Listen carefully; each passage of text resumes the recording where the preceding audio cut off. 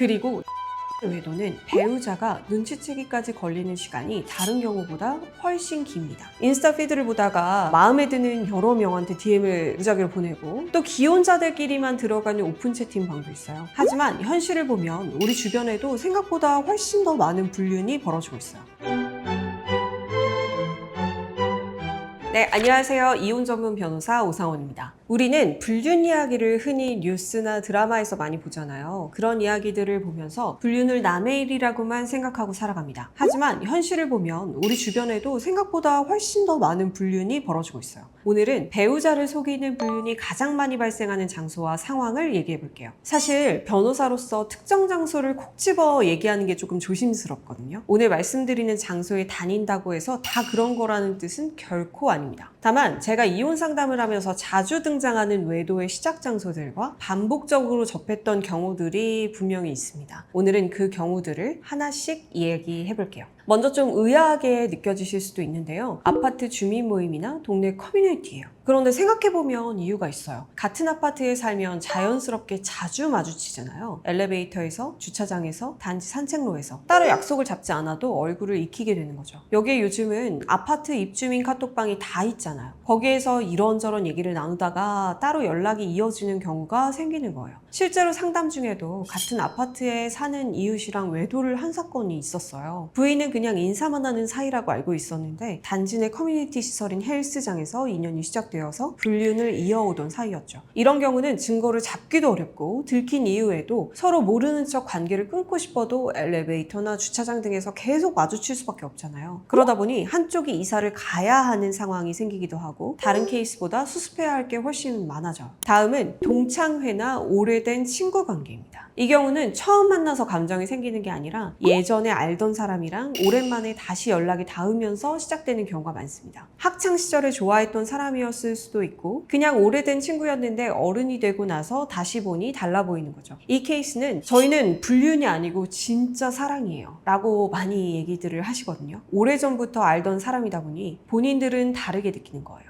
오랜만에 만남, 예전의 추억, 그때의 감정이 외도의 빌미가 되는 겁니다. 근데 법적으로는 감정이 진심이었는지가 핵심이 아닙니다. 혼인 중에 배우자가 아닌 다른 사람과 신뢰를 깨트릴 정도의 관계를 맺었다면 성관계가 확인되지 않았더라도 대화의 내용, 만남의 빈도, 표현의 수위, 관계가 이어진 기간 등을 종합해서 부정행위로 판단되는 경우가 있습니다. 그리고 이 경우 카톡 대화가 꽤 오래 쌓여있는 경우가 많아요. 그래서 주고받은 메시지, 통화 기록, 사진 등을 통해 증거 확보가 쉬운 편입니다. 또 최근 상담에서 자주 나오는 게 SNS랑 오픈 채팅방이에요. 인스타 피드를 보다가 마음에 드는 여러 명한테 DM을 무작위로 보내고 답장이 오는 사람이랑 이어지는 거죠. 또 기혼자들끼리만 들어가는 오픈 채팅방도 있어요. 겉으로는 기혼자들이 고민을 나누는 방이라고 되어 있지만 서로 기혼자라는 사실을 알고 있기 때문에 서로 말하지 못할 것이라고 생각하는 경우도 있습니다. SNS랑 오픈 채팅은 꼭 직접 만나야만 외도가 아니고 카톡이나 DM 내용으로라도 표현의 수위나 빈도에 따라서 부정행위로 평가될 수 있습니다. 또 실제로 만나서 외도를 했더라도 카톡에 별명만 저장되어 있고 이름도 전화번호도 모르면 상대방을 특정하기가 어렵거든요. DM이나 오픈 채팅방에서 제일 문제되는 게 상대방이 누구인지 모르는 경우가 많다는 거예요. 상간소송을 하려면 상대방의 신원을 특정할 수 있어야 하는데 그리고 소장 보낼 주소도 확보해야 하는데 상대방이 누구인지 몰라서 소송 준비 단계에서 막히는 경우들이 종종 있습니다. 전화번호나 계좌번호 같은 단서가 있으면 사실조회 절차로 신원을 파악해 볼 수는 있는데 단서 자체가 없으면 소송으로 이어가기가 어려워집니다. 다음은 취미 모임이에요. 골프, 테니스 같은 운동도 있지만 요즘에는 그것보다 훨씬 더 다양한 데서 나옵니다. 독서, 와인,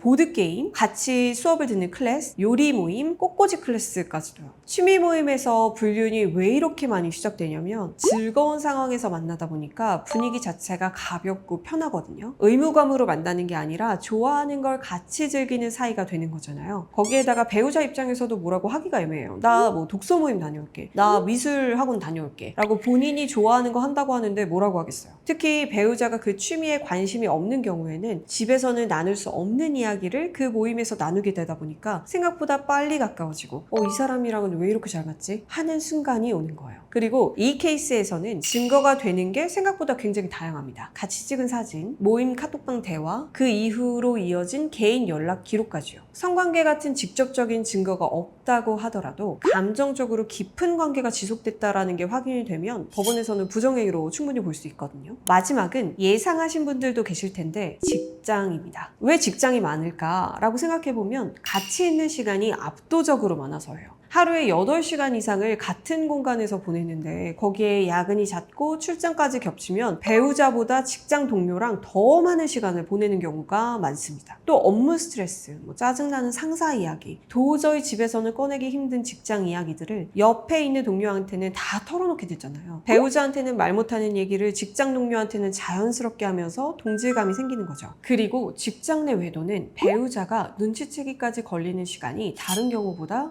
훨씬 깁니다. 매일 보는 사이다 보니까 감정이 서서히 깊어지는 데다가 야근이야, 출장이야 하면 배우자 입장에서 딱히 의심하기가 어렵거든요. 그러다 보니까 외도 기간이 길게는 몇 년씩 이어지는 경우도 있습니다. 그리고 증거 측면에서도 특이한 점들이 있어요. 회사 이메일, 업무 메신저, 출장 기록, 법인카드 사용 내역도 사안에 따라 문서 제출 명령이나 사실 조회 등을 통해 확인을 시도해 볼 수 있거든요. 다만 모든 자료가 다 확보되는 것은 아니고 어떤 자료를 어떤 이유로 확인해야 하는지를 구체적으로 특정해야 합니다. 본인들은 회사 기록이니까 괜찮다고 생각하는데 소송이 걸리면 얘기가 달라지는 거죠. 그리고 앞에 말한 모든 케이스도 마찬가지이지만 이건 꼭 알아두셔야 해요. 배우자의 휴대폰을 몰래 뒤지거나 개인 계정, 회사 계정에 무단 접속해서 확인하는 방법은 오히려 본인에게 문제가 될 수 있으니까 조심하셔야 합니다. 상담을 하다 보면 내가 부족해서 혹은 내가 배우자를 만족시키지 못해서 배우자가 외도를 한 게 아닐까라고 생각하시는 분들이 의외로 많으세요. 외도는 외도를 한 사람이 문제지 여러분이 부족해서가 절대 아닙니다. 외도라는 선택의 책임은 외도를 한 사람에게 있지 본인 잘못이 아니라는 얘기를 꼭 해드리고 싶었습니다. 그리고 지금 당장 어떤 결정을 해야 한다는 압박도 받으실 필요가 없습니다. 이혼을 할지 관계를 유지할지 그 선택은 온전히 여러분의 몫입니다. 지금 배우자의 외도가 의심된다면 우선 이것부터 확인해 보세요. 핸드폰을 만지고 있는 시간이 갑자기 늘었는지, 특정 모임이나 야근을 핑계로 귀가 시간이 반복적으로 늦는지, 휴대폰 비밀번호가 갑자기 바뀌었거나 이동 동선에 설명이 되지 않는 부분들이 있는지, 배우자의 외도가 의심되거나 상간소송을 준비해야 할지 고민 중이셔서 상담이 필요하시다면 고정 댓글로 문의주세요. 오늘 영상이 도움이 되셨다면 구독과 좋아요 부탁드립니다. 감사합니다.